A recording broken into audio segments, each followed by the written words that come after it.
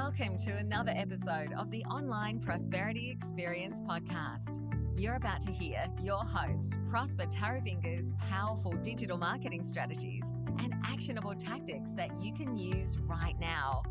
Prosper has helped more than 50,000 people from over 10 countries to create meaningful businesses that are profitable and enjoyable. Listen to this podcast so that you too can build your own business with less stress and overwhelm. Let's get started.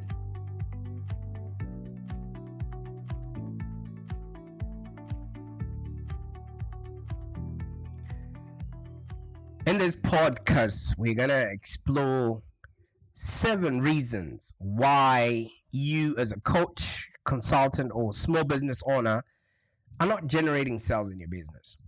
Now, I know that you know your product inside out, you have the best value on the marketplace, but sales does seem not to be coming through. And I know that the goal of every coach, consultant, or small business owner is to generate sales with their business. And I assume that's the reason why you listen to our podcast or watch our content. And I assume your goal is to actually achieve a business that's profitable and enjoyable. And that's why I'm here too, so that we can help you start, scale, and grow a business that is actually profitable and enjoyable. But how do we achieve this goal? What is it that you should do in order to scale and grow your coaching or consulting business? What do you need? I think above all else, you should actually stop telling and start selling. And you need to be very customer focused and have dialogues with your clients that actually close sales. At the end of the day, what we are doing as small to medium businesses is we are worshiping our prospects so much that when it comes to actually asking for the sale or asking for the money, we tend to hope that they're just gonna roll over and end up in our paying our invoices or something like that. If you really want to earn your customers' interest, you need to sell to them. All right, you need to stop telling the customer about your product or your service. Go beyond that customer service and customer focus and start a true customer dialogue, because people are out there wanting to buy stuff. They are looking to buy what it is that we're selling, but half of the time we're not actually closing these sales. You need to actually have a sales process that you take people through so that they get to know, like, and trust you. In that way, you understand your customers' personal and business needs, and then you actually position your message so that it is important to your customer for them to make a decision. All right. I want you to actually start listening to your customers and put them first, because they're always giving you buying signals. But I don't think we're attentive enough, because we're just afraid that we might be rejected, or we might actually be, they might just walk away. You actually have to do certain things to win your clients' trust and offer so much value that it's so easy for you to then turn around and say, hey, now that you know what you know, Mr. Prospect, let us implement this in your business.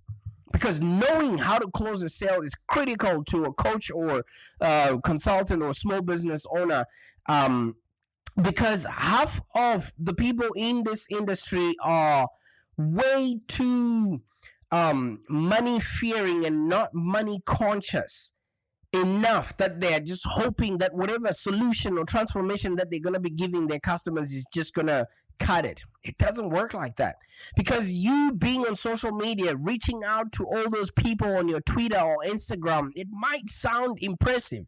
You might have 1,000 followers, you might have 500 people in your group, but if all those 300 people are not buying from you, or they're not possible buyers, then you are absolutely wasting everyone's time, because what people are seeking is solutions to their problems.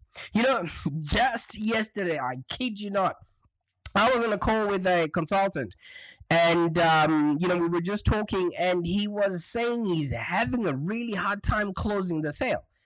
And he's like, I recently started a transformation business where I'm selling consulting, training, and information and packaging that with my expertise. And I've reached out to about 300 people in my network. Many are interested, but not, but for some of them, it's not the right time. Or if I follow up, they never respond. And then he says we've got a return of investment data on this program or this whatever new solution that he has, and it's very effective, and it increases people's focus, productivity, reduction of stress, etc., etc. How do I close the deal? How do I make people understand that what I have is important? And I asked him one thing: have you actually identified your target market? Do they actually know what it is that you're selling to them? Because at the end of the day, the best marketer wins every time. Some companies or coaches or consultants, they focus on creating the best product. But before you have to think about, this customer acquisition or getting clients, or whatever tool that you are going to be selling out there, people don't know how good you are until they become your client. And that's where marketing and sales comes in. So in order for people to know your business and how excellent you are, you literally have to actually be closing the sale every time that you speak to people. I'm not sitting here and telling you that you have to be, guilting people into wanting to do business with you. But the more sales you close, the more ambassadors you have out there that are, talking about your business, the bigger the community of people that can market for you, and grow your brand increases, So there are multiple reasons why, sales don't close half of the time. And it can be particularly frustrating if you've put in the work and you feel like you're working extra hard and you really believe in what you offer, and you still can't land that customer. While I mostly write about marketing strategies and, how to actually build, that following and to identify your target market, etc., etc., today I really want to be talking about the actual thing that brings money into our pockets. Because knowing how to close a sale is critical to coaches, consultants, and small business owners. And you don't have to sacrifice your time and offer to wash people's cars just so that they can be your client. And in this podcast, there's 7 reasons why maybe you're not generating sales, and I'll be giving you remedies on how to actually, earn more money with less struggle. The first thing, I'm guilty of this. You are probably just over marketing and not actually selling. When you reach out to your network or you reach out to people that you know, and you want to have a chat with them and maybe explore your synergies, is that a sales call or is that a marketing call? Because when your contact or somebody in your social media has expressed a need or an interest for whatever it is that you're selling, and you actually get to an opportunity to discuss your offer in a consultation, maybe you offer your pricing and you want to give them the next steps or other ways to move forward, are you actually doing that in all the calls or in all the connections that you're having with your people? Because if your networking meeting that you just have is just to introduce what you offer and maybe to just reconnect and share synergies, that was a marketing call. You were not selling there. So a lot of coaches, consultants, and small business owners are busy on social media. They're tweaking their websites, they're tweeting, they're writing blogs, they're doing Facebook Lives, catching up over virtual coffees, all of which is great for marketing and may lead to sales eventually, but these activities aren't generating any sales. And you know what the fix is? Assess all your meetings that you've had up until today and be honest. Be very honest about which ones were marketing and which ones were sales calls. All right. And then make sure that you're actually pitching for more money than your desired revenue target, because you will not close all of those sales.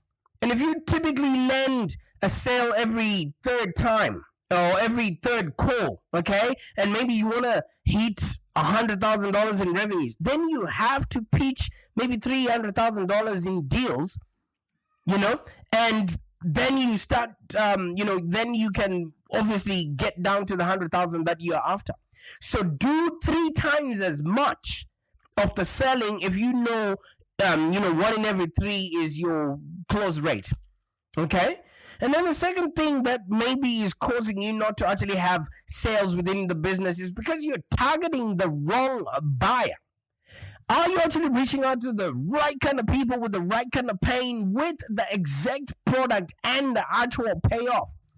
Because let's just keep 300 as the number that we're going to be using in this podcast here. So let's say you reach out to 300 people, and obviously it sounds impressive, but are all these 300 people possible buyers for what you sell? Are they willing and able to buy your transformation, your coaching, your training, your information, or your expertise? Are they willing and able to hire you for a speaking gig or to do virtual events where you can actually showcase your product? Now, in case of, say, maybe you've got a training business or a coaching business, you may be better off really, going after, 30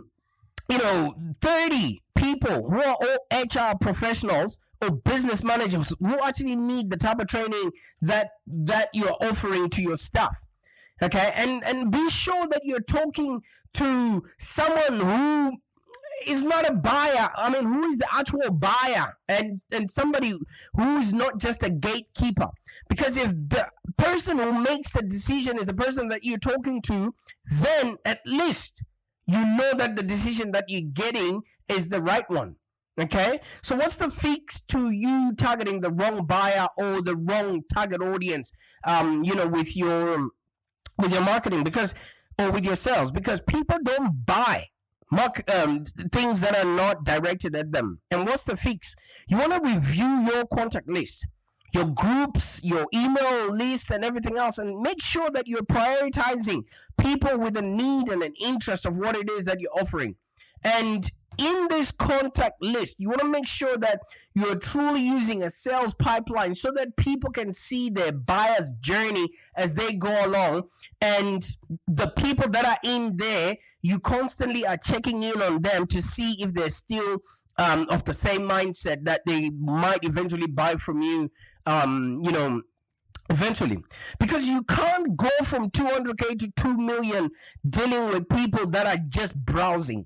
You need people that actually pay you. You need people that help you with your marketing. You need people that understand the product that you're offering. And you need people that need the payoff or transformation that you are offering and giving out there. So if you're dealing with corporates, or if you're dealing with, larger commercial companies, you want to make sure that the person who is in your email list or the person who's in your groups is the decision maker. Because half of the time we spend time, money, and effort trying to schmooze the secretary who is not even advocating for our work in the boardroom when they're asked, for an opinion. When you whittle down your list and you really look at the people who need and have got an interest in what you've got to offer, this gets you a little bit closer to the sale, but it's still not sufficient. Okay, are the people that you're targeting able to actually make the decision? Do they have or hold the reins to the wallets in the business? Are they also willing and able to push the purchase button? Because maybe your close friend in HR does the training or is the one that organizes people to go on boot camps, but is this colleague the one who authorizes the money to hire a trainer or a coach within the business? That could be somebody who's more senior to him who makes those actual decisions. So make sure that your HR friend is not just taking you for a ride because they don't want to hurt your feelings. And make sure that you ask them, hey, if this has to go through, are you the person that I need to be talking to when it comes to invoicing? Just test them. You need to get the actual decision maker. That's the guy you take out for golf. That's the guy you buy the whiskeys, not Sally, who is just enjoying, the perks of being in the right place at the right time and they're not doing anything for you. And you know what the fix for this is? When you have an interested prospect, just confirm what else needs to happen for the purchase decision to start happening, and then find out if your contact, is going to need to consult anyone else. Or does your contact have a budget authority? Once you ask these questions, then the truth will come out, because you might spend all your time chasing a waterfall, and you boldly go nowhere. All right. And also, once you have that person who is the decision maker, find out if they are able to press play right now. Is there urgency for them to actually make a purchase of whatever transformation that you're selling? Because you may connect with an interested prospect. They might be happy and they're really engaged and, they love your inspiration and everything else. But is he or she, in the position to make a purchase right now? Do they have the budget to buy right now, or do they have other priorities? Because if you would notice, right now we're just coming from a very difficult, position in the economy, and a lot of people are focusing on just getting their workers back to work. All right, so maybe your transformation or your coaching might not be a priority right now if they don't have employees to pass that on to. All right, so you want to make sure the budget, the time, and the attention are all timely, and also know that the budget, time, and attention are limited resource. So for you to close a sale, your offer needs to be a priority right here, right now. Okay, not something that people are going to need in the next 2 to 3 months or something like that. It might just fall through the cracks. So what is the fix for this? Just make sure that during the sales process, make sure you're confirming deadlines and whatever constraints your prospects might be facing. Remind them that not only is the value that you're offering critical for now, but you want to build agency in how you're actually making your offer. All right?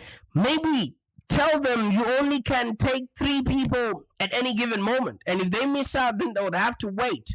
And then, just look at what their priorities are at the moment. And make sure you always have those answers. Because if people say, yep, okay, we'll get back to you. When? Christmas in 2036. I don't think so. All right? Also, one other thing that makes it so hard for us to break into many businesses is there's a saying and there's a statement that you will never get fired if you buy from Telstra or from IBM. The reason is your business credible enough, right? Have you got enough content out there for whoever is in HR to stand for you in a boardroom and defend your case? Or are there better alternative businesses out there that are also vying for that budget that you're after? So your prospect may need to see all that credibility, or your prospect may need what your business is offering right now. I mean, no doubt, but she or he has choices in how they can fill that need. There are other businesses who probably do what you do right now, or are offering it cheaper, better, faster.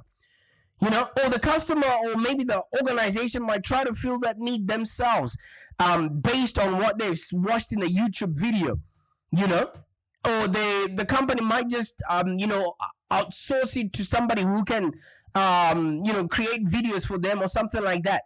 So how do you fix this? Remember that your prospects have choices. You are not the only choice that is being presented to them at any given moment. So their choice is to do, either to go with another company, or there's one choice that we almost forget all the time, which is inertia. The choice to do nothing. So that's where, you remember I spoke about urgency at the top there, the above point there. There are also choices to do it themselves or to pick somebody who can do it cheaper, better, faster. So have you not only sold your offering, but also have you sold yourself as a unique provider of choice? What have you got out there that vouches for you when you're not in the room that now happens to be your brand? Do you have people that can speak on your behalf when you're not in a room because of your track record? All right. So just make it easy for people to do business with you.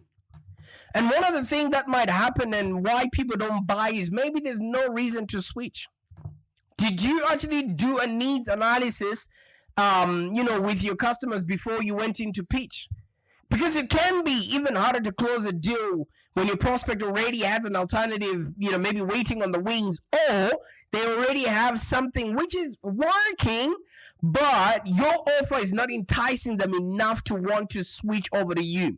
So let's say it's a training, or it's a software, or it's a system that you're using in your business. You find that companies already have other trainers, they already have other processes, they already have other things going on for them. Why should they switch to what you are offering? And especially if you are unknown. I think there's a statement that says, the devil that is known is better than the one unknown. And how do you fix this? Okay, see, it's a different sale when your prospect is an experienced buyer, or they already have this product and you're asking them to switch. So you know what that means? They've already done their research. They already bought in the past. They are a customer of this product already, or whatever service, or this coaching or training that you're offering. Now you need to make it easy and risk-free for them to switch to you. That's where a lot of guarantees come in. That's where a lot of implementation and hand-holding, whatever you can do to sweeten the deal. Half of the time, we are always just trying to sell our products, but we're not showing customers that we are the best alternative that they need in order for them to do and have a business that's profitable on their end using our products or services. So you need to outline, ideally, that it's going to be as painless as possible. And what steps are they going to take, and what are the initial steps that they need to do? Or give them some sort of a start or a free trial or something of that nature. And it could mean offering a guarantee or a discount that they can get when they switch to you. And this is when you actually start looking at how you are actually providing this service. So have you considered and actually use the product yourself so you can inform the customer what their next logical step would be from when you close the deal? All right. So last but not least, we're going to be looking at the timing and maybe just putting everything together there. All right. Because the timing or the circumstances might not be right or perfect for our customers. So we need to be constantly giving them information, because maybe the reason they're not switching is they don't know us well enough, or we haven't given them enough of a guarantee that will make them want to switch. And let's say you do everything right. Let's say you presented yourself well, you're immaculate, you're professional, and you're showing them that there's not going to be any friction in working with you, and you're actively asking for the sales, and you're actively asking the questions, all the needs-based analysis, and you're not marketing to them. You literally just showing them that, yes, I'm here to help, and let's get things started. And you've targeted the right buyer, and you've got the actual person who makes the decisions, and you make a case for buying, and now buying is the only thing that needs to happen, is the only activity that needs to happen. You know what? Prospects may still say no if it's not the right time for them. There are other projects that they're just launching, or there's political situations happening that might, will warrant their time, or they're going through some other publicity nightmare which needs to be sorted out. If it's not the right time for them, e.g., maybe they just launched something new that they want to oversee, or if the circumstances have changed since you last spoke, maybe their revenue has gone down, or some budgets have been frozen, or people have been transferred, or some people have left their jobs. There's a fix to that. Sometimes a no can be turned around, and your best move is to stay in touch, follow up regularly, so you're in front and mind. And when the timing and the circumstances are right, they will know the person that help them out with information and content.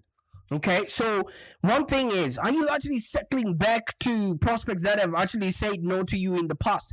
Because maybe they could have said no based on the reasons that I gave you upfront. Are you keeping in touch with people who don't take a sales meeting before, or might not be ready now? Just keep in mind that the 7 principles that I just mentioned in this podcast, they're all the reasons why a sales process may break down.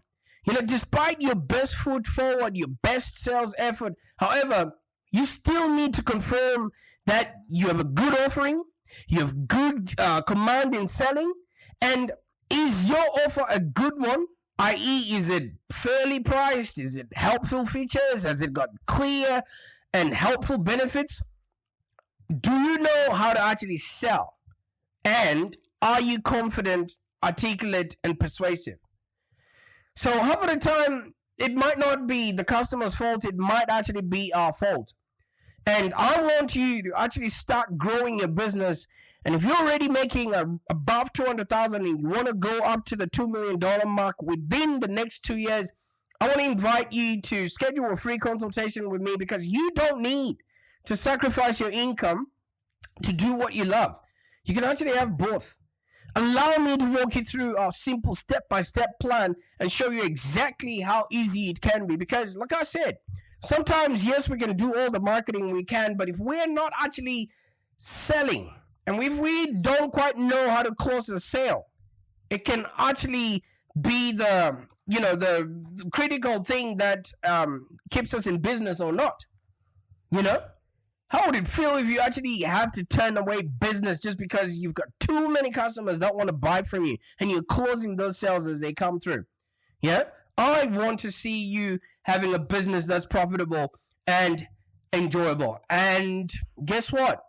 You too can have that. I just want that if you're the person that has the right process, the right product, and the right payoff, I want you to actually have a great living and do work that you love. So reach out in the comment section of this podcast. There's a link that would help you to schedule a call with me. Be sure to click that link. Let's have a chat, and then let's see how you too can have a business that's profitable and enjoyable. I'll see you again tomorrow. Thank you for joining us today. If you have any questions, let's continue the conversation in the Live Long Digital community. Become a Live Long Digital community member today. This community is for ambitious entrepreneurs and small business owners with the drive to take control of the future of their businesses and achieve huge success without stress and overwhelm. As you heard, Prosper can help you by teaching you marketing strategies that work. So look no further than the Live Long Digital community of entrepreneurs and highly successful business owners. Join our community today. Find us on www.community.livelongdigital.com.au. Network with other driven entrepreneurs and find the expert guidance you need to take your business to the next level. www.community.livelongdigital.com.au